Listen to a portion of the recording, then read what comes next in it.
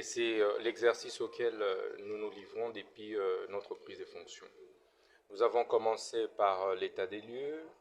Nous sommes arrivés ici à la prison centrale de Makala le 3 juillet 2024.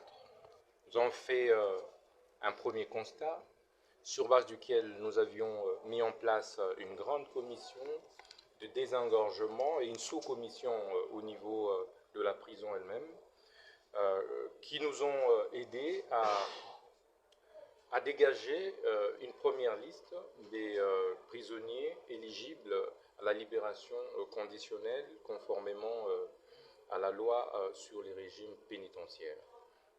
Nous avons donc signé un premier arrêté de libération conditionnelle des condamnés ayant répondu aux conditions de libération conditionnelle, mais également nous avons ordonné la libération de tous les prisonniers qui ont été incarcérés de manière irrégulière. Et donc, depuis le 3 juillet, nous avons réussi à faire libérer plus de 1283 prisonniers illégalement détenus. Et là, nous venons de faire libérer 421 condamnés qui ont rempli les conditions de libération conditionnelle. Il faut dire qu'initialement, la prison de Makala a été construite pour accueillir 1500 prisonniers. Mais écoutez, c'est à l'époque où Kinshasa, vous comptez 2 millions d'habitants. Vous comptez 3 millions d'habitants, 1 million d'habitants. Mais aujourd'hui, Kinshasa vous compte plus ou moins 15 millions d'habitants. Donc c'est aussi normal que le nombre, la démographie carcérale puisse augmenter. C'est que nous faisons, c'est de voir dans quelle mesure drastiquement désengorger, nous permettre de réhabiliter de fond en comble la prison, mais pendant ce temps, construire une autre prison. Et donc, nous avons déjà identifié un nouveau site où nous allons devoir construire une autre prison moderne. L'ambition pour moi, c'est de pouvoir désengorger de la moitié. Et chaque semaine, je signerai des arrêtés, des libérations conditionnelles, mais en même temps, je vais signer une circulaire pour que les magistrats de parquet ne transfèrent plus tous les prévenus à la prison de Makala. Donc il est possible que par des amendes transactionnelles, des cas de litige soient réglés à partir des cachots. Et donc c'est ce que nous allons devoir donner comme instruction. Les transferts à Makala et ailleurs soient vraiment des cas graves. J'ai d'abord instruit qu'il n'y ait plus aucun prisonnier qui passe nuit en dehors d'une cellule, que tout prisonnier passe nuit dans un lit.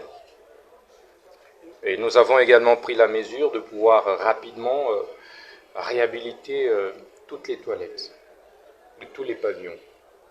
Nous avons pris la mesure de pouvoir réhabiliter systématiquement le centre de santé et que des prisonniers qui ne doivent plus rester à Makala soient rapidement libérés. Donc c'est pourquoi chaque semaine, nous allons devoir signer des arrêtés des libérations conditionnelles. Mais dans un premier temps, nous excluons de cette chaîne tous les prisonniers détourneurs des deniers publics de l'État. Nous considérons que ceux qui ont détourné les deniers publics de l'État doivent d'ailleurs, en plus de ça, faire l'objet des confiscations de leurs biens pour que ça permette aux gestionnaires de la chose publique d'être désormais conséquents. Ceci dans le cadre de notre lutte contre la délinquance économique et financière. Il faut dire que nous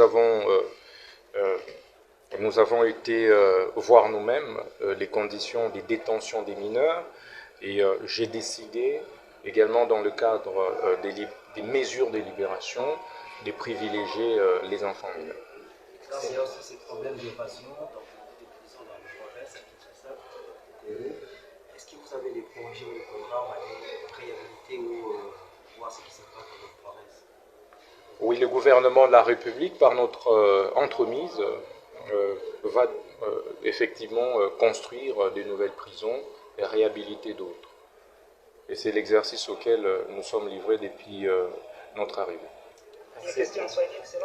Hier, nous avons fait entrer à Makala l'un des grands criminels économiques et financiers connus de tous. Au-delà des pressions subies, nous sommes restés 2 mâts.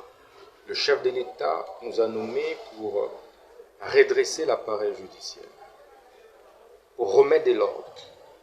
Et c'est ce à quoi nous nous attelons et nous allons y travailler, nous y veillons jusqu'au bout. C'est fort.